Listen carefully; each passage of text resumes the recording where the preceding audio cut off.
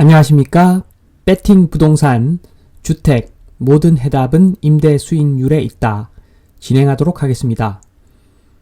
자, 정상적인 시장, 정상적인 정부와 정상적인 시장 참여자만 있다면 주택의 가격은 임대 수익률에 따라서 움직이는 것이 정상이라는 이야기인데 이에 대해서 차근차근 자세히 설명을 드리도록 하겠습니다. 자, 1번 주택 가격 형성 과정입니다. 자, 첫 번째로 국가 전체적으로 한번 보면 GDP가 성장을 하게 되면 개개인의 통장에 찍히는 돈이 증가를 하는 것이지요. 자, 급여가 올라간다는 이야기입니다. 그러면 급여가 올라가면 그 중에 일부를 집주인이 가져가겠죠. 월세가 상승을 합니다. 그리고 거기에 따라서 임대 수익률이 당연히 증가를 하겠죠.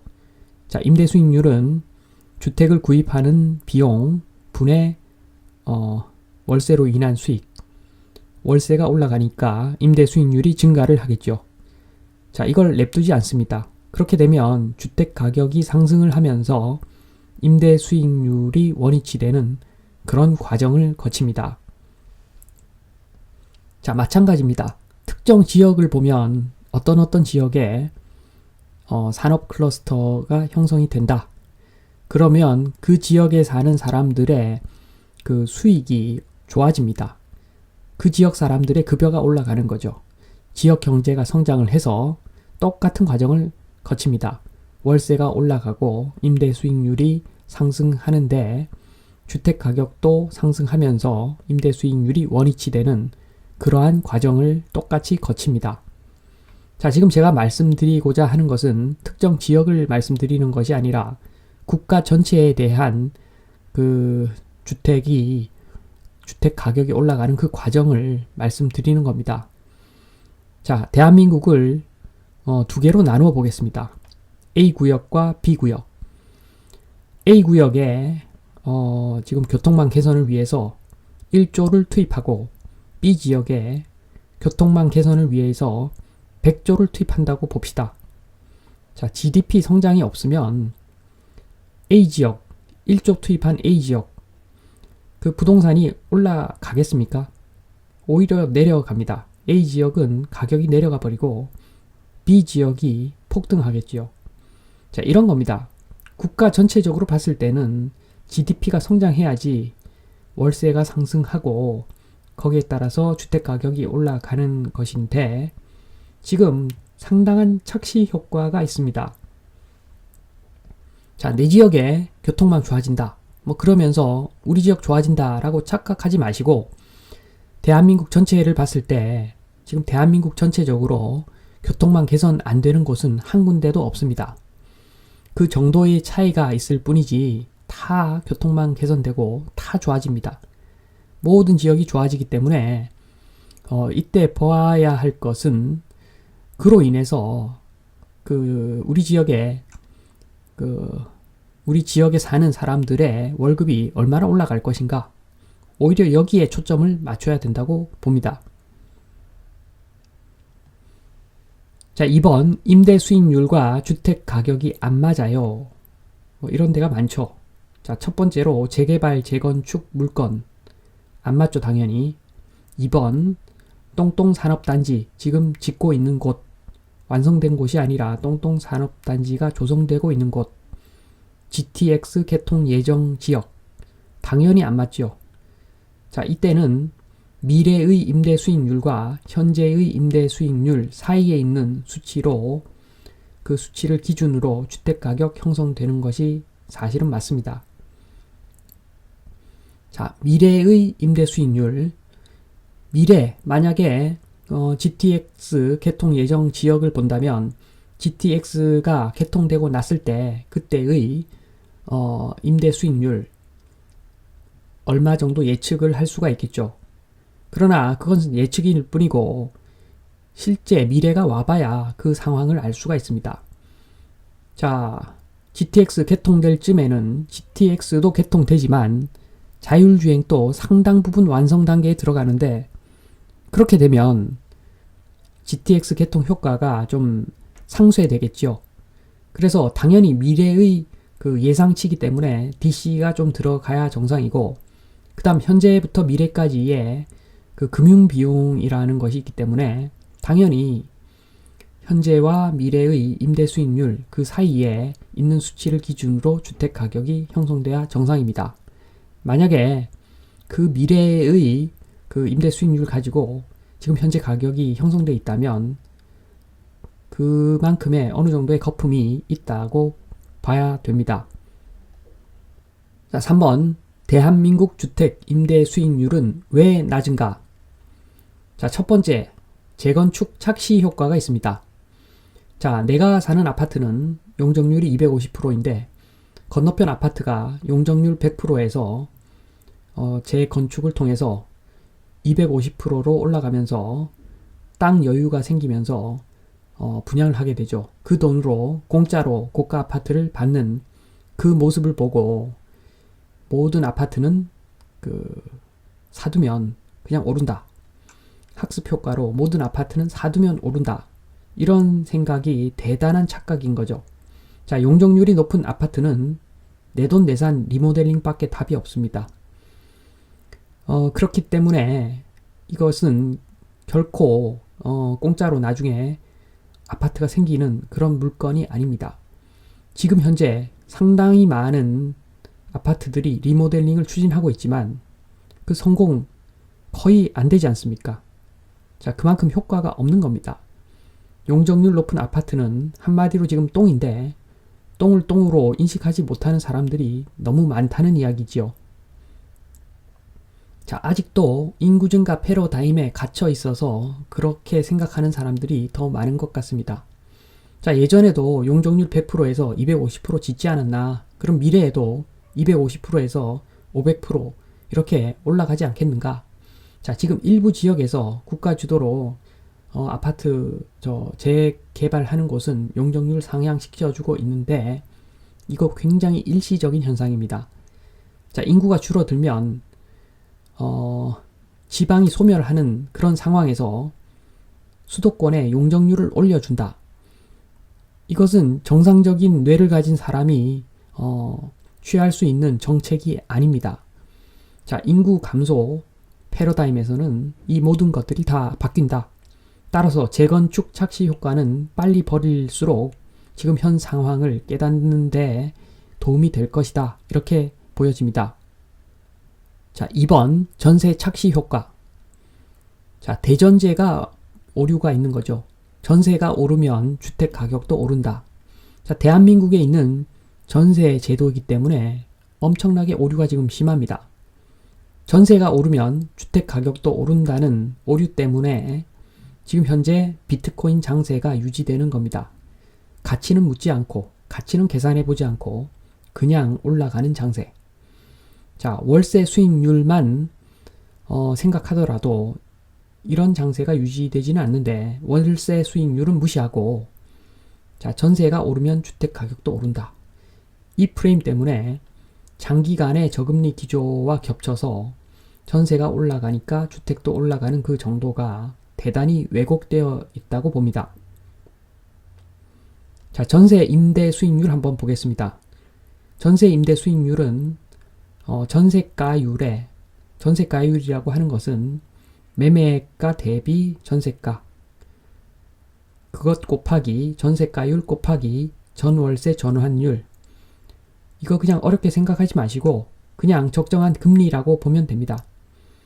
지금 현재는 2.5%인데 예금 금리보다는 좀 높고 대출 금리보다는 좀 낮고 그 정도 수준이죠. 자, 어차피 전세가율이 지금 대한민국 시장에서는 100%보다 낮기 때문에 이거 산식 볼 필요도 없는 것이, 전세를 주면 일단 무조건 미치는 장사입니다. 임대 수익률 측면에서는. 자, 전세 주는 유일한 이유는 대한민국 특유의 그 집값 폭등이 있기 때문입니다. 집값이 올라가니까 그냥 전세 끼고 매매를 하는 것이죠. 자, 이 집값 폭등 프레임, 이것은 재건축 착시 효과 플러스 인구 증가 패러다임, 이것과 맞물려서 대단히 큰 오류로 나타나기 때문에 이 대한민국 주택 가격이 지금 말이 안 되는 단계까지 온 것입니다. 월세 수익률만 고려를 해도 많은 것들이 어느 정도 가치가 좀 보인다. 이 말씀을 드립니다. 자, 4번 공급보다 GDP가 중요한 이유. 자, 이야기 한번 하겠습니다. 우리 동네에 2명이 월세를 삽니다.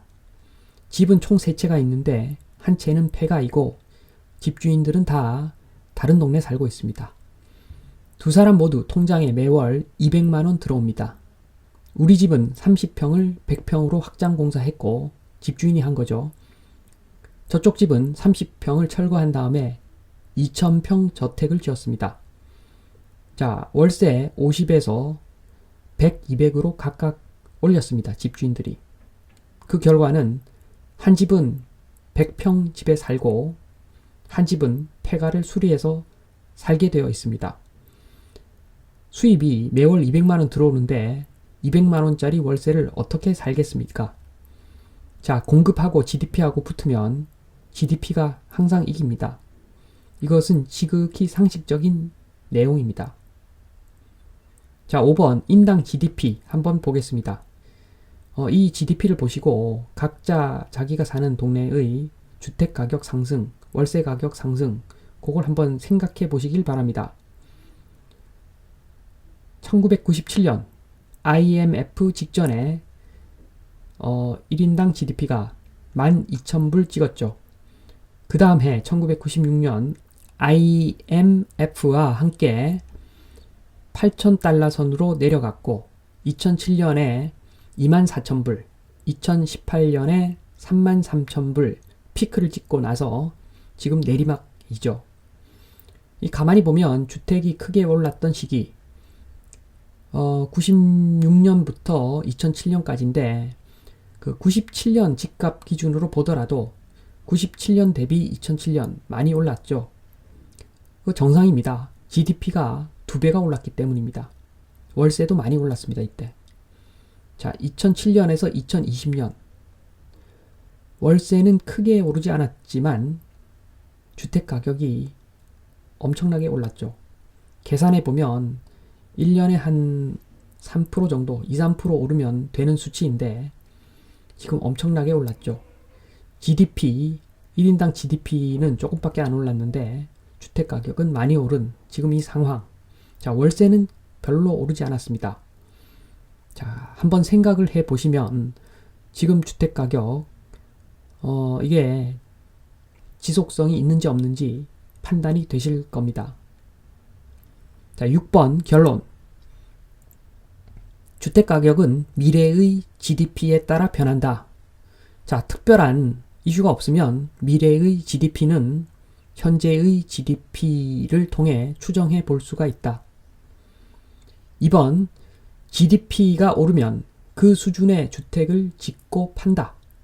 자, GDP가 올라서 그래서 돈이 많으니까 내 호주머니에 돈이 많으니까 좋은 주택을 다시 지어서 거기서 사는 것 뭐가 문제가 되겠습니까? 지금 이게 큰 오류가 있는 겁니다. 지금 괜찮은 집에 대한 수요라고 이야기는 하지만 예전에도 30평 아파트 살다가 지금 또 30평 아파트 사는데 그게 새 아파트라고 해서 그게 좋은 주택인가? 이건 굉장히 한번 의문을 가져봐야 할 상황입니다. 사실은 똑같은 아파트죠. 그 첨단, IT 이런 것들 거의 원가에 몇 프로 들어가지도 않습니다. 그러니까 그 GDP가 올라서 진짜 내가 원하는 주택, 우리 지금 21세기 대한민국 국민들 머릿속에 그 주택에 대한 어떤 요구는 엄청나게 올라와 있습니다. 그 수준은 지금 한번 생각해 보십시오. 제가 원하는 주택은 이런 겁니다. 방이 8개, 화장실 9개, 30명을 수용할 수 있는, 한 번에 30명 수용하는 다이닝룸, 한 번에 50명이 놀 수 있는 거실, 그리고 차 10대 정도 수용할 수 있는 건물로 지어진 차고, 그리고 별실, 별채죠. 여차하면 친구들 한 2, 30명 불러놓고 밤새 놀 수 있는 별채, 이런 거 딸린 집. 자, 이게 우리나라 사람들의 지금 수준입니다. 이 수준을 지금 어떻게 맞춥니까? GDP가 올라가지 않는데. 자, GDP가 올라가면 당연히 그런 주택들도 짓고 사람들 거기 살 것이고, GDP가 안 오르니까 그냥 30평 새 아파트, 새자만 붙은 그 아파트를 다시 그냥 당연히 다시 짓는 건데, 그걸 좋은 주택, 고급 주택이라고 말하고 있습니다.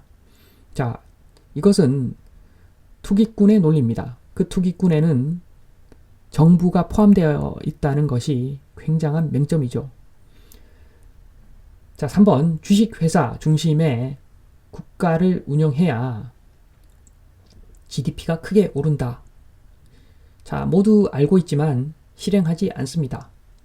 기득권층에서 사실 큰 기술을 얻고 별로 뛰어난 머리가 아닌 그런 사람들이 지금 기득권을 형성하고 있다면 제일 편한 게 부동산입니다. 아무것도 몰라도 그냥 되는 그 부동산으로 지금까지 우려먹고 또 우려먹고, 그게 지금 현실입니다. 4번 구글, 아마존, 애플, 테슬라 같은 회사 한반도에서 나오면 1000억짜리 주택도 많이 나온다. 자, 좀 전에 말씀드렸죠. 이미 사람들의 수준은 지금 머리 꼭대기까지 차 있습니다. 엄청나게 넓은 주택에 살고 싶다는 열망, 누구나 다 갖고 있죠. 그렇지만 소득이 굉장히 급격하게 올라간 사람들, 그 사람들은 1000억짜리 주택, 거기에 살 것입니다. 자, 제가 말씀드리고자 하는 것은 결국에는 GDP, 자, 소득이 올라가면 월세도 올라가고 주택 가격도 올라가는 것이다. 단지 그 월세가 올라가고 주택 가격이 올라가는 것만 아니라 그 주택의 규모도 커지고 당연히 주택의 질도 좋아진다.